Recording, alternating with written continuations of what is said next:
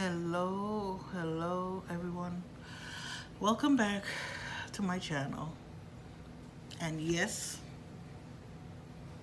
the title is true.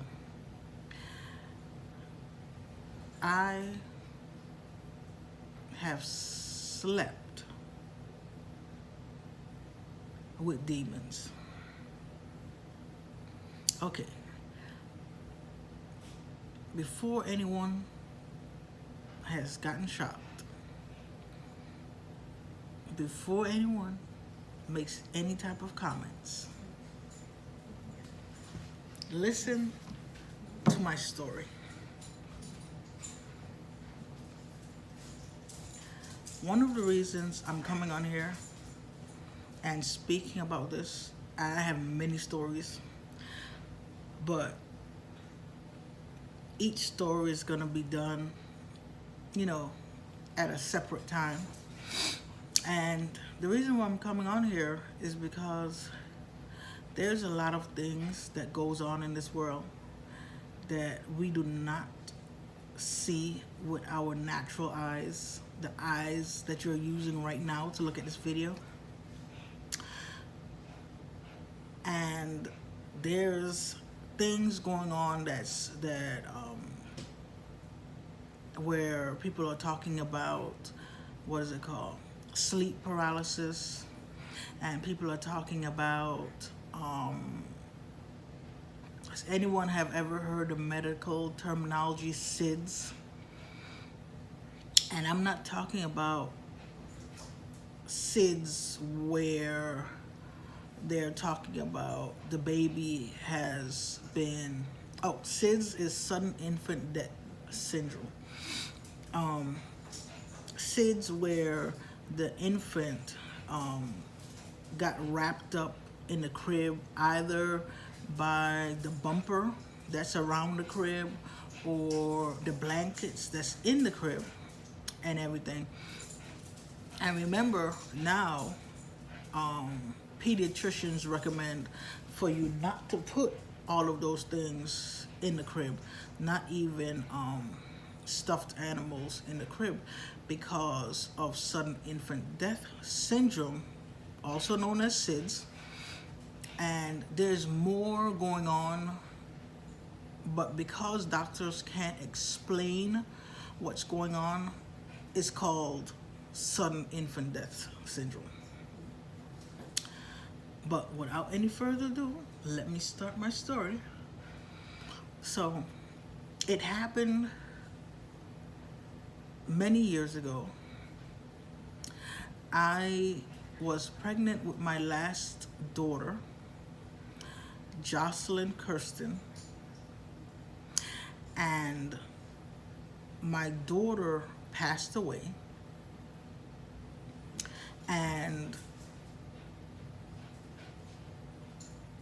I spent some time talking to my mom.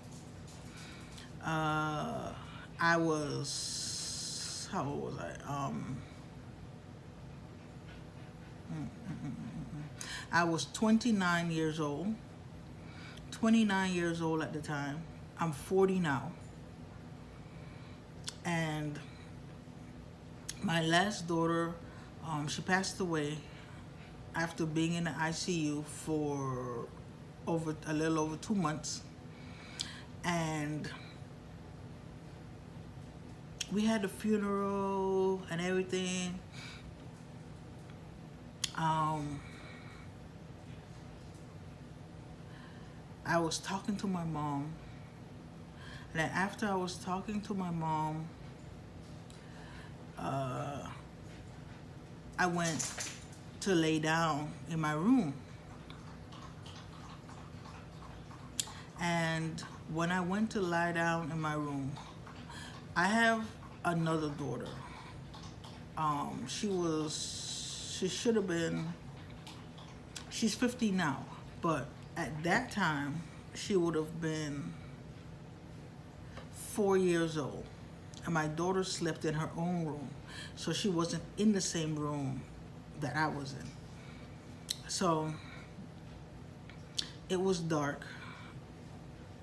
I turned off all the lights in my room, getting ready to go to sleep. Now, mind you, you know how when you get sleepy and your eyes slowly start to slowly blink, your eyes slowly starts to lose focus because you're drifting off into sleep? Well, none of that happened. That was not the case with me. I was still wide awake and I was sitting down in the bed. And as I was sitting down in the bed, I realized that the bed went down. Like literally the mattress started sinking in at the foot of the bed because I was sitting down with my back to the headboard. So I was leaning against the headboard. I was sitting down. My legs were straight in front of me. And I felt the mattress go down. And the mattress went down. You know, like when you have a long mattress and you put one knee up and then you put the other knee up so you could feel the mattress shift. Remember, this was in 2009. So I'm not talking about the mattresses that they have now that you could go on the bed and no one feels any shifting. No, not that kind of mattress. A regular spring mattress. And so I felt the weight shift. And of course, my eyes, I'm just sitting down by myself. And when that happens, all your senses become alert. I mean, your eyes are like wide, your ears are peaked for listening.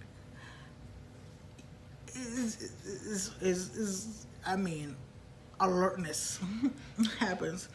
And then I saw two eyes. The eyes were green. I can still remember the eyes. The eyes were green. And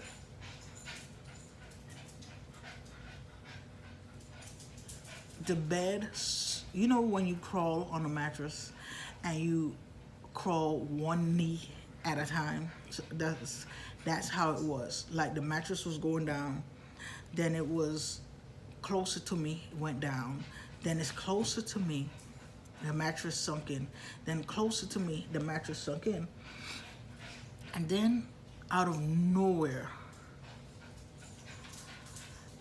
I started feeling sleepy. Remember, I'm wide awake at this time. Out of nowhere, I started feeling sleepy.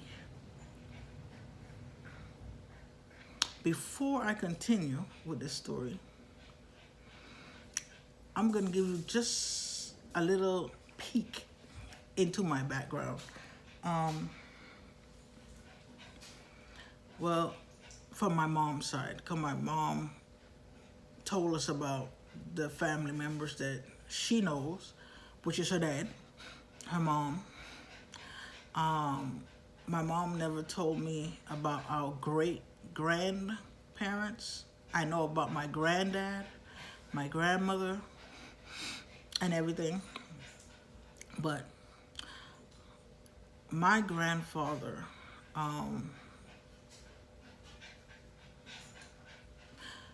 my mom let me know that he was a very mean person. She told me what tribe. He was Native American. And she told me what tribe he was part of. But I forgot now. My mom passed away since 2011. May 2011, 9 days before her birthday. And my mom told me about her dad, which is my grandfather. And he was a really mean person. And my grandfather was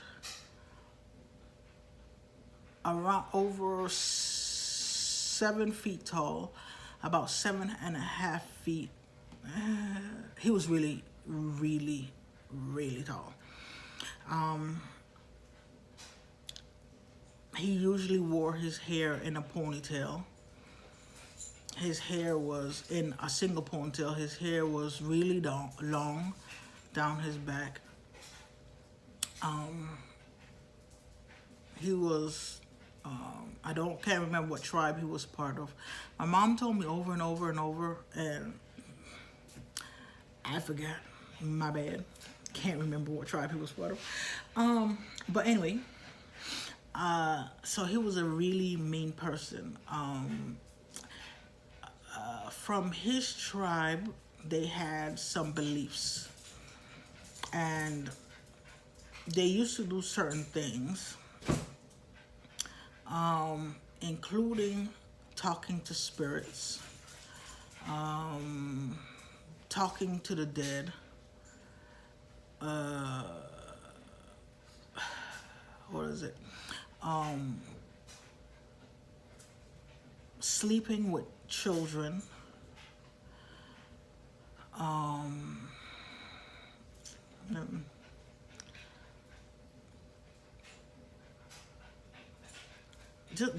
just a whole host of things. And so with our family,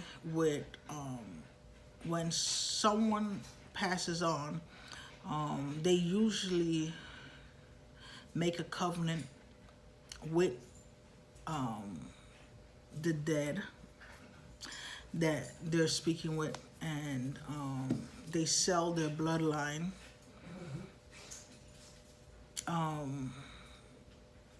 to these spirits. And yeah, that's about as much as I can say right now. So, because this is the first of many stories, so, I'm just gonna slowly, because I need people to understand that there's a lot of things going on out there that they do not see on a regular basis. And even though scientists and doctors call certain things sleep paralysis, because the body paralyzes itself so you don't move to act out the dreams, blah, blah, blah, blah, blah, blah. And SIDS, with sudden infant death syndrome. I've seen the other side, and it's important because I need to let people know. I mean, I'm going to talk about familiar spirits. When your kids said that they have friends that you can't see, but they can, and their friends either live in the closet, their friends live underneath the bed, and all types of stuff. It's a lot. But anywho, getting back to the story. So this spirit, at that time, I didn't know, because our family was comfortable with existing around the dead. Just like how Native Americans now, who practice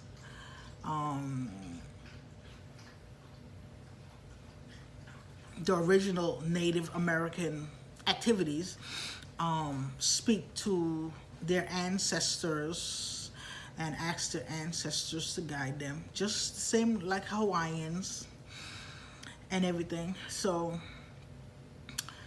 it started slowly moving up on the bed. My eyes started getting really tired and sleepy. And so I laid down. Remember, I said that we were comfortable with sleeping and existing with what is it? Spirits. And at that time, now I'm saved. And Jesus Christ is the Lord of my life, because that right there, some other things have happened that was ridiculous and will seem unbelievable to people. But I know if it hasn't happened to Americans, I know that my fellow island people, I came from the islands. I came from the Virgin Islands. And I live in America now. And I came from the American Virgin Islands, so I've always been American because it's an American territory. But, yeah. So, back to the story. It started slowly crawling up on the bed. And my eyes started getting sleepy. So I lay down. The eyes are still on me. I'm still looking at the eyes. And it laid down right next to me, facing me. So I'm looking at its eyes, the green eyes. The green eyes are looking at me. I'm laying on the bed on my right side in a fetal position. It's facing me. I couldn't see his body. I could only see his eyes. And we just laid down with each other, and I slowly drifted off to sleep, looking into its eyes.